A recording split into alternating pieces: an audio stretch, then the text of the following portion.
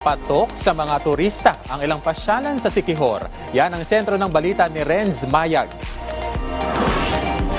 Napili ang isla ng Siquijor na isa sa mga pangunahing destinasyon para sa mga international tourists sa Pilipinas ayon sa New Horizons list ng Agoda. Ang tahimik na kagandahan ng isla mula sa mga puting buhangin at malino na dagat ay patuloy na umaakit ng mga bisita mula sa buong mundo. Ayon kay Arlen Mac, may-ari ng Royal Cliff Resort, halos puno na ang mga resort sa Siquijor na may occupancy rates na umaabot sa 95 to 100%. Ibinahagi niyang sana maranasan ng mga bisita ang init ng pagtanggap ng mga tao at ang di mabilang na ganda ng isla, gaya ng naranasan niya sa loob ng 25 na taon ang nakalipas. And now that the tourism is booming, I hope and wish that they see what I saw 25 years ago.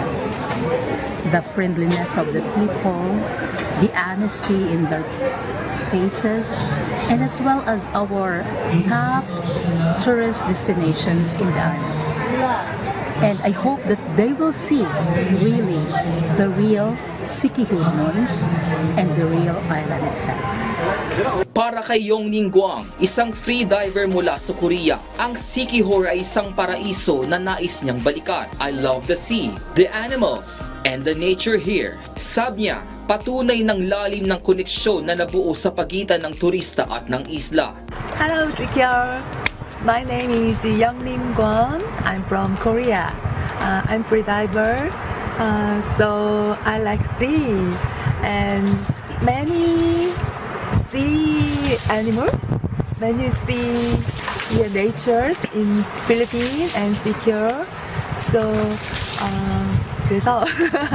Habang patuloy na umaangat ang turismo, ang Siquijor ay nagpapanatili ng kanyang kakaibang ganda. Isang lugar kung saan ang likas na yaman at ang kabutihan ng mga tao ay nagpapalago sa kanyang kahalagahan bilang next top tourist destination.